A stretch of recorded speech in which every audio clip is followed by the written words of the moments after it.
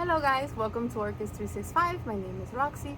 On today's video, we are going to attempt to get my Jose Buono that I have growing inside the house that has gotten very tall onto one of my moss poles, and I'm going to share a very cool hack with you today on how you can do it when you want to repot or you want to put on that mount those heavy plants. So that's going to be fun. Let's see how many times how many points Jose Buono gets against me. It's gonna be like a wrestling match, but I think it should be fine. What do you think, buddy? What do you think? He's here, laying on me, getting rubs as we speak. He's ready.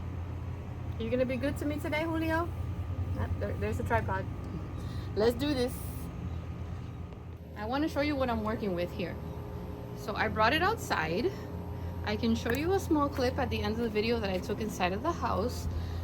It has probably doubled in size since I bought her last September. This right here is a new leaf unfurling. I have to be extra gentle, and I had to zip tie it because it was gonna break, and if it breaks you have no choice but to prop it, and I want to grow a very tall, beautiful, full plant, so I didn't want to prop it. So that's what we're working with, and we are going to use a decorative pot that has no drainage, so it's gonna go from this to a full gallon. It's gonna go up, and then we're gonna put it in here in a bright corner inside my house. So we are working with what I call the starter, which is the lid, the two pieces, and I have a 1/2-inch PVC pipe that has been cut to size, and I've attached the stake on the bottom. It has been glued. It is not going anywhere. So with this big guy, we are going to attempt this hack because I want something sturdy, because I want it to grow up taller. I'm not going to be chopping it. So this was assembled the day before. We're going to start with this guy, and then we're going to add the pieces and put the desired amount of moss. That's going to be our goal for this video. What do you think, Julio? Let's do this. All right, so this is a gallon size that we're moving on to. This is the aroid mix that I use. It is a mix of big chunky perlite, coconut coir. It's very lightweight. I have half a bag, so we're gonna fill in, I think, with this half a bag and see how high up it goes. And that's a good amount, way more than what I thought. This is light and it drains very easily, preventing your aroid from getting root rot. Always buy whatever mix you find that is recommended for the aroids, especially the ones that are inside. You cannot have them sitting in mush. So this is how chunky it is and how light it is. I wish it would say in the bag exactly what it brings, but it doesn't. But so I went a little less than half, and then we are going to get, I'm leaning him onto the shelf because he's too tall and I'm afraid of him breaking. So what I'm going to do now is I'm going to carefully grab onto him. He didn't get watered yesterday, and I did this on purpose. You're going to give it like a little squeeze, which I'm going to do that. Squeeze it. Try to get it out without any damage. You want to hold on to the stem, avoid hanging onto a leaf. And if it does give you too much trouble, you can always cut it, but I like to use these pots. They're very good starter pots. So saving them is always good, but my plants is more important than this plastic pot, right? Very light plastic, if I may add.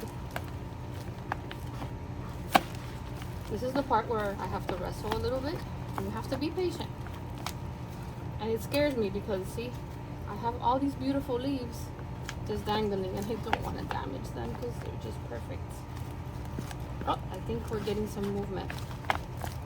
They have like some roots in the bottom that are being stubborn. I don't want to hurt my beautiful leaves. Take a breather. Told you it would feel like a wrestling match sometimes.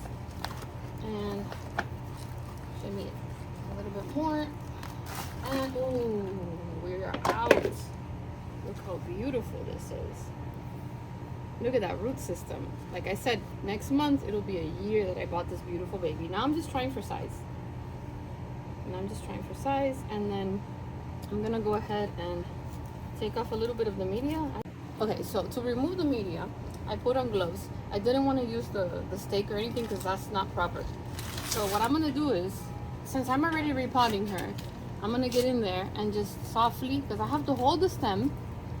I don't want to ruin any new growth or any of these beautiful leaves, and I'm just gonna gently remove as much of the old media as I can, because I thought about it and I'm like, you know what, it's not a good idea if anything has been decomposed, but this stuff holds up really well. It's gonna be a year and it's sitting in that same media. It pretty much took the same shape of the pot, and look at those new roots. But from what my research, these guys should be repotted once a year, and having them root bound is not a thing. You can put them in a bigger pot, it's okay.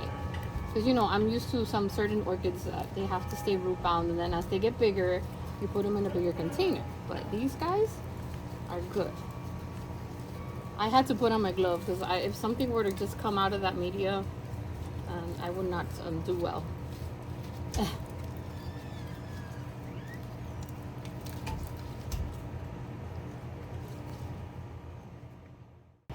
So I went over there and I gave it a wash, and I loosened up as much as I could. She's not so root bound anymore. There's a lot of little roots, and I didn't want to like get in there too much and risk breaking them, but I think we have a good root system to work with. So now I'm gonna try for size, and I'm just gonna do this. It's also very important when you're trying for size to try to figure out which side the moss pole will go on, because all of the aerial roots are on this side right here. See, I want to see if maybe I can turn her and then perhaps put it back there, and I want to leave like some space, so I'm gonna probably put her a little bit to the side and trying to consider where it's gonna go. I mean, this is trial and error, you guys, so yeah, let's just hope that one works. Now I have only one hand so this should be fun. So I'm gonna get whatever was left in the bag here and attempt to start holding her in place with my one hand, because I have really no other way of doing it. And that went good. So still have her pretty much hanging in the air, and I don't want to smush those beautiful roots. So let's see, we're gonna grab this bag behind me. Notice I still have my hand here in the stem, and if I just let go quickly, she's just gonna do the lean. Alright, yeah, this is a lot more difficult than I predicted. It would have been nice if Julio could be here, just, you know, standing up holding the stem for me, right? Yeah, he was here and he's like, nope, no orchids, I'm out. He was chasing a lizard with all of his mites and just run off after it.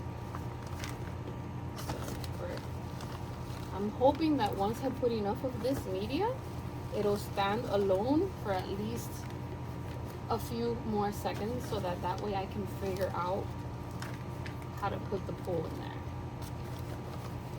I also want to take this opportunity to thank my customer Donald, because when he bought, he was one of the first people that bought the moss pole system, and he did the whole PVC pipe thing to do a drip system, a slow drip system. So he used the PVC like I did in the middle, but he also made holes in it, so when he would lift the top up and water, it would keep the moss in the pole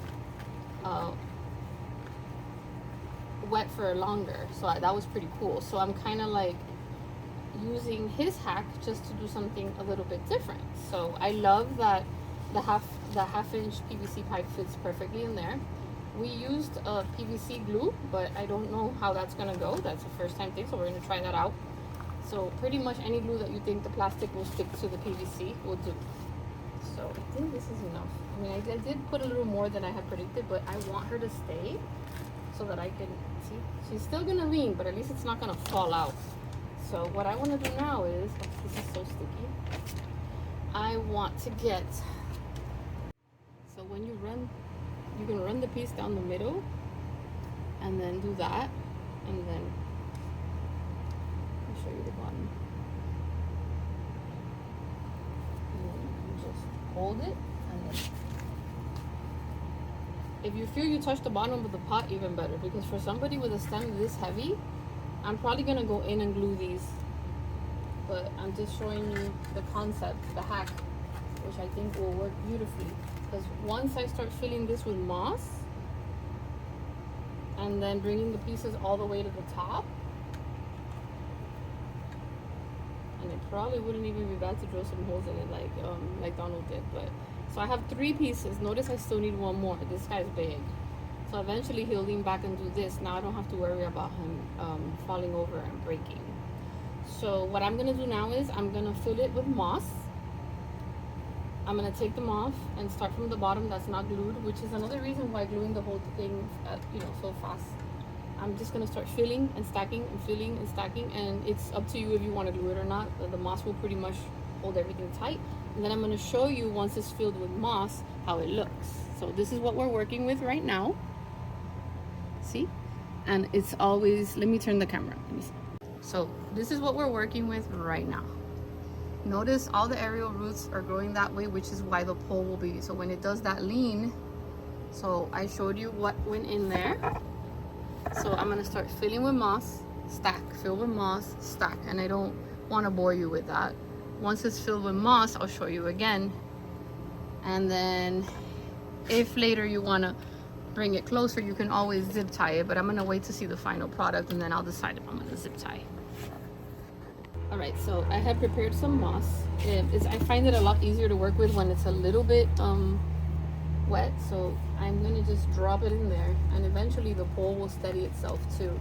The moss will help everything go in place. I wanted to show you how I started, but I didn't want to bore you and have you there as I fill everything with moss, because then you're gonna be like, okay Roxy, when is this over?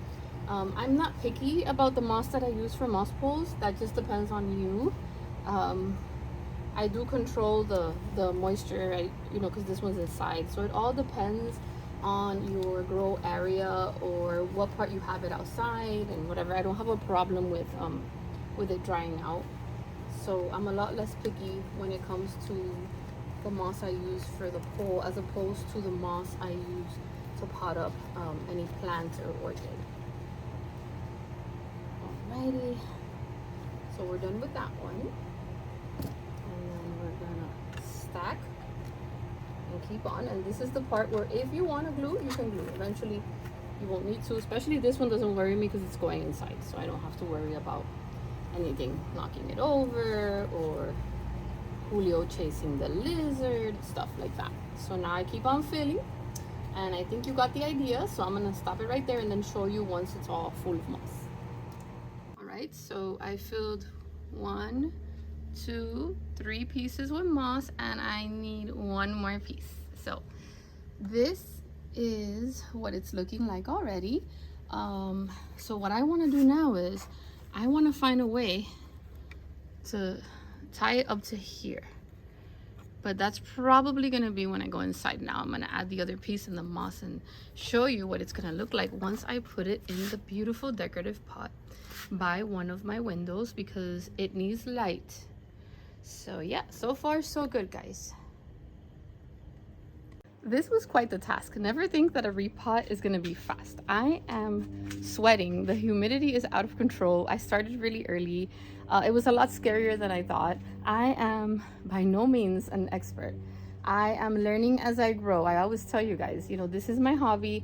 I have fallen head over heels with aroids because they complement my orchids so beautifully, and they're doing really good with me. So I'm doing this for the first time with you along, and this hack that I'm trying for my moss pole is also new for me. So fingers crossed.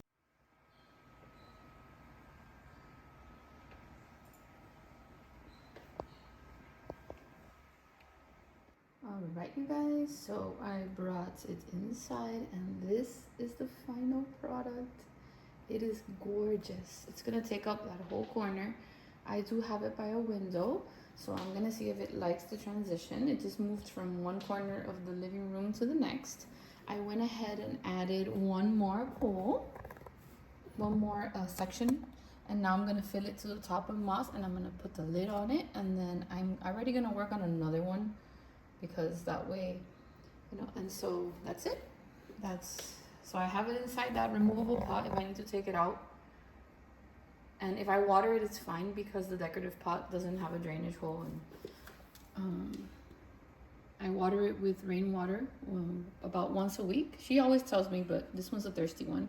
Then I have that cute little glass mushroom that I bought in the spring from Aldi's, and it's not what waters it, but it's a backup that I have. So if I skip a watering or if I'm busy, at least I know there's something there. So yeah, this is the final product. I cannot believe how big it is. I'm gonna see if I can find a clip from last September so you can see how small it was, and I can somehow add it to the end of this video because it has grown so much in a year. And I think it's important to see that because it's inside and a lot of the big ones that I have are outside. So it's something that you can accomplish. And also it's something you need to consider when you're buying aroids. You need to have a space for them because these things grow. Some grow more than others. So I hope you have found this video helpful. So I think I did a pretty good job. So far, so good. The leaves are perky. Doesn't look like he's complaining much. So with that being said, I will catch you next time.